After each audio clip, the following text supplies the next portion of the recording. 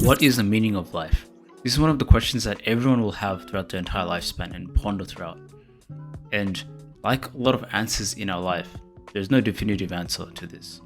And this is something that we have to develop in our own life, and we have to find amongst ourselves. The more appropriate answer is something known as logotherapy, which proposes that the will to meaning is the main motivation of a human being. And it was founded by Viktor Frankl in 1925. Viktor Frankl is someone who actually survived the Holocaust, and he was able to survive the Holocaust because he found meaning through his life. And even in the most suffering and the most difficult circumstances, he believes that someone can always find a reason to live.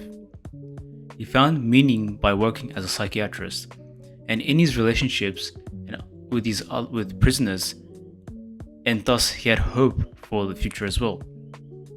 He focused his work as a psychiatrist and continued to see patients, but he was not allowed to actually give them any medication. So he believed that his work actually gave him a sense of purpose, which kept him sane throughout the entire time.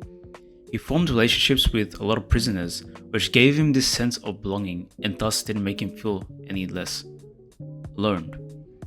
He also kept hoping for the future, where he believed that one day he'd be able to reunite with his family and his wife, which gave him a strong sense of purpose to keep going. Frankl developed a lot of theories of psychotherapy, and just like logotherapy, which is to basically focus on the search for meaning. And his story just shows the power of human spirit. Even in the most difficult circumstances, it can give us a moment to bring us closer to the truth, meaning, and just reignite our hope. He mentions that humans are not actually motivated by the search of pleasure or power, but actually towards the meaning of life. The human search for meaning, and thus logotherapy, seeks self-determination, and the person based on their responsibility in the context of the world values. Now, how do you develop your own meaning of life, or how do you find your meaning of life?